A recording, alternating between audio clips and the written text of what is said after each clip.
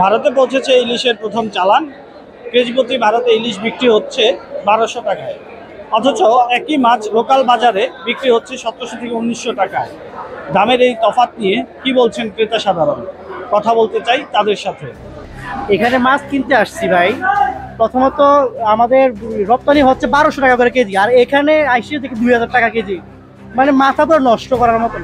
এত দূর থেকে ট্যুর করে আসার পরও দেখে এখানে 2000 টাকা ছাড়া কমতেছে না। বাসায় কি আমরা ইলিশ খেতে মন চায় না? আমাদের দেশের ইলিশকে আমরা পাবো না? আমাদের জাতীয় ইলিশ, মানে আমাদের জাতীয় মাছ আমরা নিজেরা খাইতে পারতাছি না। আর বাকি সব ঠিক আছে ভাই। বাইরের দেশে যেতেছে 1200 টাকা করে, নিজের দেশের মানুষ আমরা খাইতেছি এই যে 2000, কেউ বলতেছে 2200 টাকা, কেউ বলছে 2000 চলতেছে। এরকম 2000 নিচে নাই, কোনো জায়গায় 2000 নিচে নাই। মাছের রেটটা আমরা এখানে চাঁদপুর আসছি, এখানে হচ্ছে চাঁদপুর ইলিশের বাড়ি বলা হয়, কিন্তু এখানে আমরা বাঙালি যারা আসছে আমাদের কাছে মাছের রেটটা অনেক উচ্চ।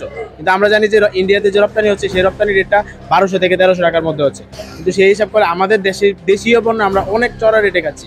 এক্ষেত্রে আমার যেটা ধারণা, এটা একটা সিন্ডিকেট একটা কাজ করতেছে, কিন্তু এখন বর্তমান সরকারের এই সিন্ডিকেটটা মূলত সরানো উচিত, বা এই সিন্ডিকেটটা নিয়ে কাজ করা উচিত। এটা তো প্রাণ আচার, আমাকে একটু দিস। ঠিক যেন ঘরের আচার, প্রাণ আচার। ইন্ডিয়াতে যদি আমরা 1200 করে নিয়ে যাই রপ্তানি, তা আমরা এখানে 2000 টাকা করে কিনতেছি। হ্যাঁ, এটা তো আমাদের থেকে মানে জুলুম করা হচ্ছে, ঠিক আছে? তা আমরা যদি আমাদের দেশে থেকে আমরা যদি ভালো করে মাছ কিনতে বা খেতে না পারি, তাহলে আমরা অন্য দেশে আমরা যে সাপ্লাই করতেছি, এটা কেমন কথা? ইন্ডিয়াতে যে দামে মাছ যাচ্ছে সেই দাম অনুযায়ী আমাদের দেশে আরো কমে আমাদের পাওয়া উচিত, কিন্তু তার তুলনায় বেশি দাম দিয়ে কিনতে হচ্ছে আমাদের মাছ।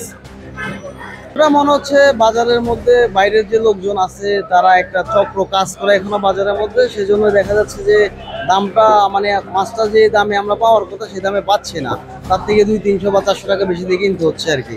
যেমনটা বলছিলেন ক্রেতারা, ভারতে যদি 1200 টাকায় কেজি প্রতি ইলিশ বিক্রি হতে পারে, তবে কেন দেশের বাজারে নয়?